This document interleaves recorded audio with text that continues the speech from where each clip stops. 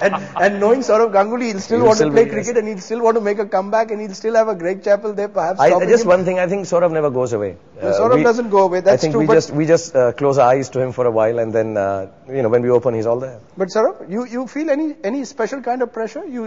Shah Rukh spoke about the fact that before the first game, you felt this kind of pressure. Is that part of the pressure because you've been paid so much, you feel you've got to deliver? How much of that is the pressure, or is it just about reputation in cricket? Money is never the pressure, because when you walk out to bat on the field or bowl, you don't think about how much you've been paid.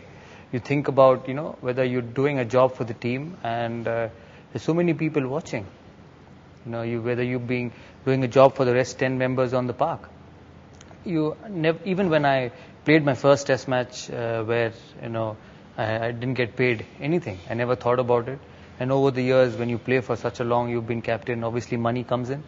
And even then also, I've never thought about it. And I don't think any player does it, because when you walk on the park with that cricket bat, you feel that if I do well today, I'll go back home thinking I'm good enough.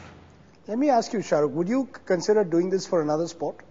I know you said that in school you played your football and I would like to do it. Would you really like to do it? Yeah. So again, as a form of enjoyment? See, the only corporate thing that I've done, if I can call it that, is the fact that I have backed the winning horse in terms of the sport we've picked up.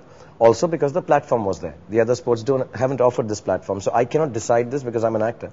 So when this platform was given, commercially perhaps the most viable sport at this point of time, or has been for many years, is cricket. You start off on that.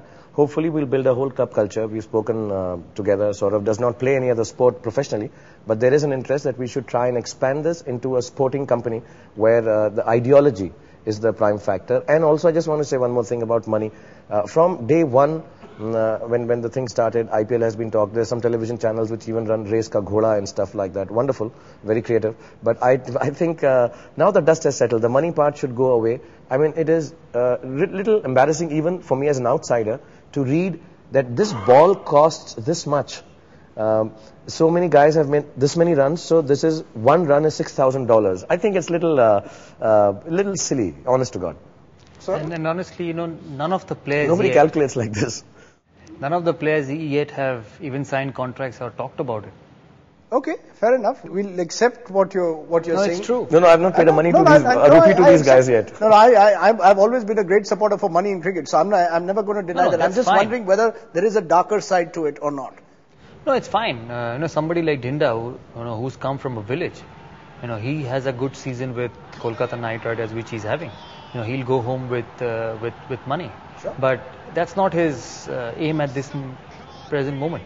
Okay, let's take a break. After that, I'm going to ask you my final segment. What is this emotional attachment to Kolkata? What is it about Kolkata and the Bengalis that's driven them crazy about the IPL? Much more on this special King and Dada.